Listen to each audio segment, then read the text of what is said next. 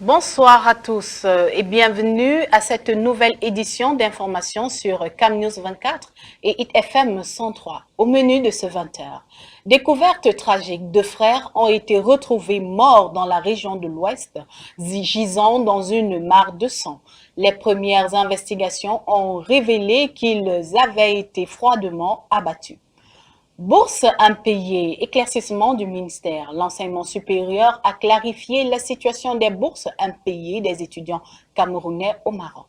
Les détails dans ce journal. Mesdames et messieurs, une fois de plus, bonsoir. 2 frères ont été retrouvés sans vie dans la région de l'Ouest, gisant dans une mare de sang. Les premiers éléments de l'enquête ouverte ont révélé qu'ils avaient été froidement abattus. Le suspect, interpellé par la brigade de gendarmerie de Komsou et remis aux autorités judiciaires, a cependant été curieusement libéré. La famille des victimes dénonce une injustice, comme l'exprime ce reportage de Vivien Tanfak.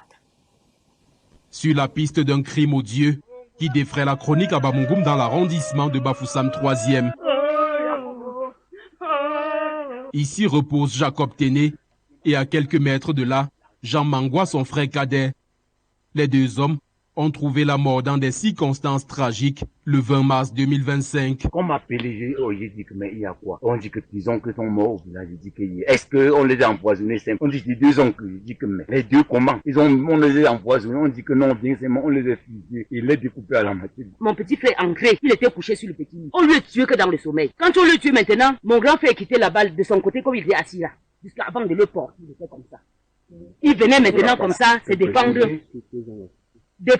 Maintenant, on lui a pris par son œil. On a tiré. Ça, par son œil, c'est sorti derrière sa tête. Quand il est sorti là, il était touché comme ça.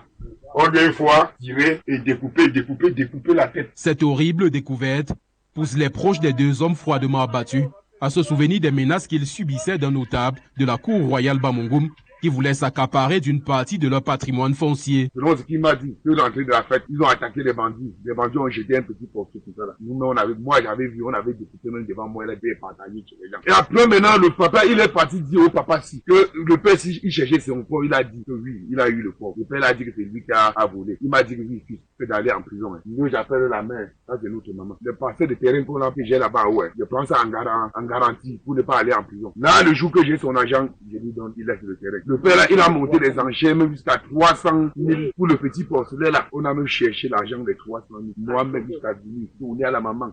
Les gens envoyaient les gens qu'on pas négocier pour qu'on remette son argent et remet le terrain. Jamais il avait trouvé un jour terrain. Mis au courant des tensions qui régnaient entre ce notable et les défunts, le commandant de la brigade de gendarmerie de Komsou décide de suivre la piste de ce suspect. Une perquisition à son domicile permet de retrouver dans son fusil de chasse une munition calibre 12, exactement identique à celle dont les cartouches ont été retrouvées près des 2 cadavres.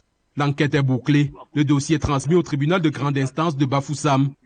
Alors que la famille et l'avocat des victimes pensent que le tribunal a suffisamment d'éléments accablants contre ce suspect, ce dernier est plutôt libéré sous caution. Resté l'autre jour en ville, on m'appelle, on me dit que voici l'assassin de Orange. Nous-mêmes, on est dépassés. Tout ça, c'est comment comme ça? Je suis resté, je suis dépassé, monsieur le journaliste. Donc c'est parce que nous, on n'a pas pour nous l'argent, on n'a pas pour nous rien. Il me sabote dans notre famille, qui m'a donné 25 millions avec sa voiture valable de 4 millions, alors que je n'ai jamais mis l'œil sur lui. La remise en liberté de cet homme à Printemps a sémé la panique dans tout le village Famkou 1. L'enfant qui habitait ici, il a fui, il a abandonné la construction. Il a peur qu'on peut venir l'assassiner, comme il a assassiné les autres de l'autre côté là. Cette famille désemparée, qui vient de perdre brutalement 2 de ses membres, reste inconsolable et demande que justice soit faite.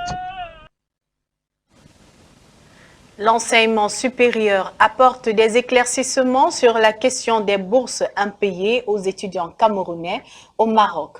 Le directeur de l'assistance et des œuvres universitaires a affirmé que le processus de versement des fonds initié par le ministère des Finances est en cours. Ces bourses seront créditées sur les comptes des bénéficiaires sous réserve que ces derniers soient actifs. Reportage de Joël Ndjom et Raoul Mroufo. Sur la situation des étudiants camerounais boursiers au Maroc, se plaignant de ne pas recevoir les frais de leur bourse, le ministère de l'Enseignement supérieur se veut rassurant. Les dernières informations qu'on a du côté du ministère des Finances est que les fonds sont virés, mais après le virement, il y a un processus pour que ça soit effectif dans le compte de ces étudiants. Selon le directeur de l'assistance et des œuvres universitaires, ces boursiers n'ont pas été abandonnés, mais les retards observés jusqu'ici sont dus à certains blocages. Au moment des virements de ces fonds par le ministère des Finances, parfois si le compte n'est pas actif, l'argent ne peut pas entrer dans le compte. Ça peut aussi arriver que le ministère des Finances, tenant compte des charges qu'ils ont, ne peuvent pas virer cet argent à temps. D'où cet appel lancé aux parents et aux familles d'apporter leur aide en attendant que la situation soit régularisée. Les parents sont souvent encouragés pendant les réunions de supporter les enfants étant à l'étranger, en attendant le virement des compléments de bourse. Une accélération du processus de paiement de ces bourses serait bienvenue parce que pour plusieurs d'entre eux, ils finissent leurs études au Maroc en ce mois de juin 2025. Nous restons dans l'enseignement supérieur. L'accès au financement pour les acteurs du secteur informel au Cameroun préoccupe les universitaires. Cette problématique était au cœur de la deuxième édition des Journées scientifiques de la pensée économique africaine qui s'est tenue à l'université de Yaoundé 2.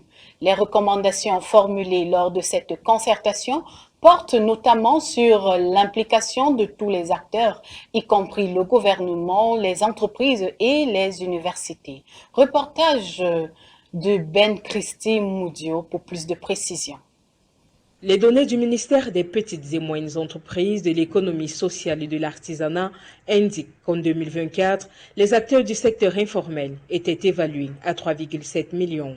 Un secteur dynamique qui a toutefois mauvaise réputation au sein du monde des affaires. La caractérisation d'informel a souvent été péjorative, c'est-à-dire que ça a été considéré comme un secteur pathologique. Je voulais lever cet équivoque pour dire que c'est la façon dont nos économies fonctionnent actuellement. C'est pas pour dire qu'il faut encourager ça, mais c'est pour dire qu'il faut comprendre ça dans la profondeur pour pouvoir trouver des mécanismes de solution qui existent dans ce secteur-là. Un regard péjoratif dont l'une des résultantes est un problème d'accès au financement. Un handicap aux conséquences multiples. La dimension non seulement de limitation en termes de productivité, limitation en croissance et innovation, s'ajoute à la dimension des inégalités sociales, des inégalités de revenus qu'il faut combattre. La deuxième édition des Journées scientifiques de la pensée économique africaine qui s'est tenue à Yaoundé propose des solutions pour une meilleure gestion de ce secteur. Nous avons parlé de microcrédit qu'il faut dynamiser, nous avons parlé des solutions numériques qu'il faut envisager pour pouvoir résoudre le problème d'asymétrie d'information qui existe entre l'emprunteur et le prêteur. Cela va donc effectivement sur les questions infrastructurelles, comme je l'ai dit, notamment le transport, l'énergie qui sont pour nous des questions clés en ce qui concerne le secteur industriel, mais également l'accès à la main-d'œuvre et puis surtout aussi la fiscalité et les questions juridiques. Une approche de solution globale qui interpelle par conséquent notamment le gouvernement, les entreprises et les universités. Un incendie a ravagé le quartier Bois des Singes à Douala hier matin entre 10h et 11h. 4 habitations construites avec des matériaux temporaires ont été entièrement consumées par les flammes, entraînant des conséquences dramatiques pour les familles touchées. Junior Ossin nous donne plus de précisions dans son reportage. J'ai vu le feu en train de monter. J'ai crié feu, feu, feu, feu, feu.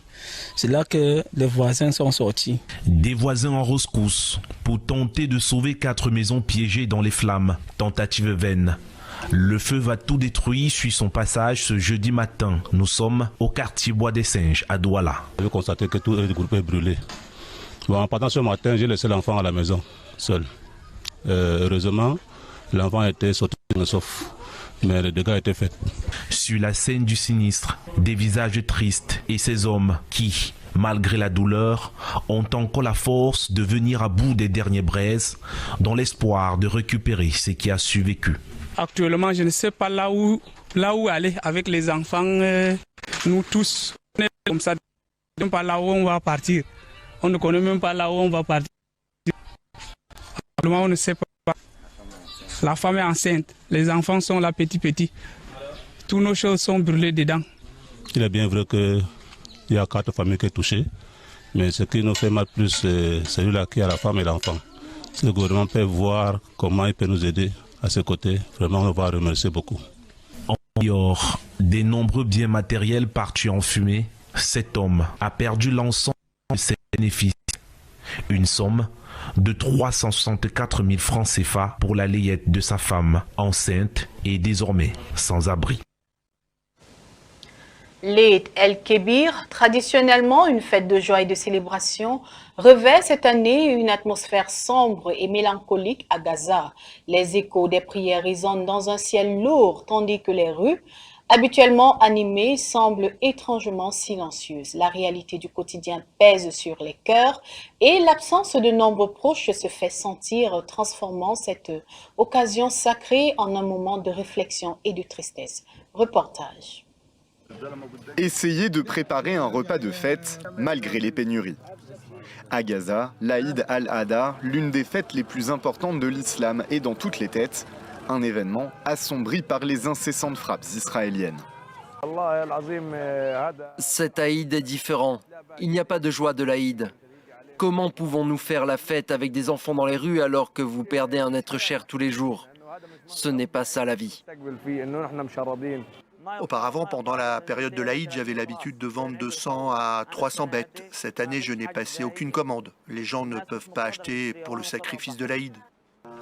Mercredi, les bombardements israéliens ont encore tué plusieurs dizaines de Palestiniens, notamment à Khan Younes.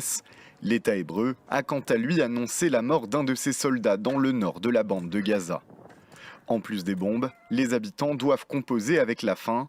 Mercredi, GHF, principale distributrice d'aide humanitaire, a fermé ses rares centres dans l'enclave. Une mesure qui intervient après des tirs meurtriers de l'armée israélienne à proximité de sites de distribution, des incidents dénoncés par les Nations Unies. Malgré l'ambiance morose, la solidarité entre les membres de la communauté de Gaza reste forte. Les gestes de soutien et de réconfort illustrent une humanité persistante face à l'adversité. L'Eid el-Kébir devient un moment de souvenir pour ceux qui ont perdu des êtres chers, soulignant l'importance de la mémoire collective dans la guérison des blessures. Mesdames et messieurs, c'est la fin de ce grand format d'information. Merci de nous avoir suivis. Au revoir.